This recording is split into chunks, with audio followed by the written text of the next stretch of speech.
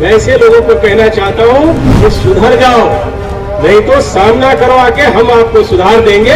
जब ठावण के डंडे तो जमानत की परवाह मत करो, महीना 6 महीने 2 महीने रहा होगे ना तो इतनी पढ़ाई इस मीटिंगों में नहीं होगी। अगर 2-4 महीने वहां रहे होगे तो बड़े लीडर बन जाओगे। मैं केवल मंत्री नहीं हूँ, ये सांसद विधायक नहीं हूँ। जो विधायक व सांसद बनने से पहले मेरे विषय में जानते होंगे, उनको ये भी मालूम होगा कि मैं किसी चुनौती से भागता नहीं हूँ। और जिस दिन मैंने उस चुनौती को स्वीकार करके काम कर लिया तो उस दिन पलिया नहीं, लखीमपुर तक छोड़ना पड़ जाएगा, ये याद रखें। अपने किसानों के 500-700 हजार लोग आप लोग अपने खड़े करो, उनको वॉलंटियर बनाओ और फिर जगह जगह 60-60 समाचारे जैसे को तैसा। नमस्कार, मैं हूं आपके साथ ईशा नेगी। लखीमपुर खीरी की वारदात के बारे में आप वाकिफ तो होंगे ही, क्योंकि किसानों की उप मुख्यमंत्री को और मुख्यमंत्री को काले झंडे दिखाने की तैयारी थी और ऐसा कहा जा रहा है कि इसी वजह से राज्य गृह मंत्री के बेटे ने उन पर गाड़ी चलवा दी। मैं हर उस घटना का विरोध करती हूं जो किसानों के खिलाफ हो। मैं हर उस रवायत की विरोध करती हूं जो हमारे अन्नदाताओं के सीने पर गोलियां चलवा दे, उनके ऊपर गाड़ियां चला दे, उनको रौंद देता है। राकेश टिकैत ने कहा है कि शहीद हुए किसानों का अंतिम संस्कार तब तक नहीं किया जाएगा जब तक केंद्रीय मंत्री को नरेंद्र मोदी बर्खास्त ना कर दे। लेकिन मैं ये कहती हूँ कि मोदी जी, अगर आप साहसी पीएम हैं और अगर आप वाकई एक दूरदर्शी प्रधानमंत्री के तौर पर दर्ज होना चाहते हैं तो ऐसी सरकार को बर्खास्त कीजिए। यूपी की सरकार में सत्ता पर रहने का हक नहीं है।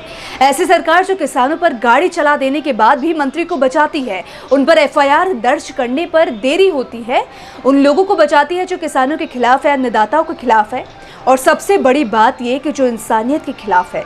आपको याद होगा कि ठीक 1 महीने पहले केंद्रीय मंत्री अजय मिश्रा ने किसानों को चुनौती देते हुए कहा था कि अगर किसान नहीं माने तो उनका हश्र बहुत बुरा होगा।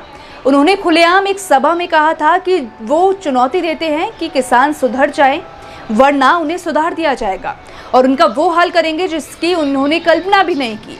और ये सब कुछ उन्होंने इतिहास का हवाला देते हुए कहा था कि किसान हमारा इतिहास भी देख ले। अगर कृषि कानून खराब हो तो क्यों नहीं फैला? 10-11 महीने हो गए। मैं ऐसे लोगों को कहना चाहता हूँ कि सुधर जाओ, नहीं तो सामना करो आके, हम आपको सुधार देंगे। 2 मिनट लगेगा केवल। मैं केवल मंत्री नहीं हूँ, ये सांसद विधायक नहीं हूँ। जो विधायक व सांसद बनने से पहले मेरे विषय में जानते होंगे, उनको ये भी मालूम होगा कि मैं किसी चुनौती से भागता नहीं हूँ। और जिस दिन मैंने उस चुनौती को स्वीकार करके काम कर लिया तो उस दिन पलिया नहीं, लखीमपुर तक छोड़ना पड़ जाएगा, ये याद रखें। हमने उनका इतिहास भी देखा, वर्तमान भी देख रहे हैं और भविष्य भी अब साफ नजर आ रहा है कि आखिर क्यों हरियाणा के मुख्यमंत्री मनोहर लाल खट्टर किसानों को खुली चुनौती देते हैं और कहते हैं कि किसानों के साथ जैसे के साथ तैसे का व्यवहार किया जाए, यानी टिट फॉर टैट। लेकिन उत्तर पश्चिम हरियाणा के हर जिले में अपने किसानों के 500-700 हजार लोग आप लोग अपने खड़े करो, उनको वॉलंटियर बनाओ और फिर जगह जगह 60-60 समाचारे जैसे को तैसा। ठालो ठंडे, ठीक है, नहीं वो भी देख लेंगे। और दूसरी बात यह है, जब ठावण के डंडे तो जमानत की परवाह मत करो, महीना 6 महीने 2 महीने रहा होगे ना तो इतनी पढ़ाई इस मीटिंगों में नहीं होगी। अगर 2-4 महीने वहां रहे होगे तो बड़े लीडर बन जाओगे। यही नहीं, बीजेपी के एक मंत्री ने किसानों को मवाली गुंडा कहा था। ये सब चीजें बताती है कि बीजेपी का चरित्र कैसा है किसानों को लेकर। सवाल ये नहीं कि कितने किसान घायल हुए, कितने किसान मारे गए, सवाल ये नहीं कि कितने किसान मांग कर रहे हैं और क्या मांग कर रहे हैं। सवाल ये है कि एक सरकार, उसके मंत्री, उसके लोग, पार्टी को चलाने वाले कार्यकर्ता इतने बर्बर, इतने निर्दयी, इतने तानाशाह कैसे हो सकते हैं। ये देश मोदी जी के प्रधानमंत्री होने के पहले भी था, ये देश योगी जी के होने से पहले भी था, ये देश मोदी जी के होने के बाद भी रहेगा, ये देश योगी जी के सीएम होने के बाद भी रहेगा। लेकिन इस देश में हमेशा रहेंगे वो है किसान। यहाँ के लोग इस देश में हमेशा रहेंगे तो वो है लोकतंत्र। और इस देश के लोकतंत्र के अंदर लोगों की ये चाहत हमेशा रहेगी कि आने वाली जनरेशन हो या फिर आने वाला जो कल है वो एक बेहतर कल दे।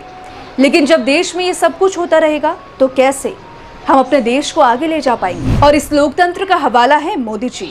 बर्खास्त कर दीजिए ऐसी सरकार को जो किसानों के मरने पर खामोश रहती है, अपने उन नेताओं पर, अपने उन मंत्रियों पर, अपने उन कार्यकर्ताओं पर जो ना सिर्फ किसानों को रौंदते हैं बल्कि उनके साथ कई लोगों को भी रौंद देते हैं। और ये सरकार उनकी वकालत करती है। ये वकालत करती है किसानों को गुंडा कहने का, ये वकालत करती है किसानों को खालिस्तानी कहने का। ऐसी सरकार को सत्ता में रहने का अधिकार नहीं है। अगर आप अनाज खाते हैं, अगर आप रोटी खाते हैं, अगर आप सब्जी खाते हैं, अगर आप दूध पीते हैं, तो किसानों के साथ खड़े होइए और उनकी आवाज़ बनिए और सोचिए कि ये जो आप अनाज खा रहे हैं वो मोदी जी की वजह से, योगी जी की वजह से या फिर अन्नदाताओं की वजह से, किसानों की वजह से। ये सोचिएगा ज़रूर। और हमारे इस वीडियो में फ़िलहाल इतना ही। अगर आपको हमारे वीडियो पसंद आया हो तो उस समय लाइक शेयर ज़रूर करें। साथ ही हमारे चैनल को सब्सक्राइब करना ना भूलें।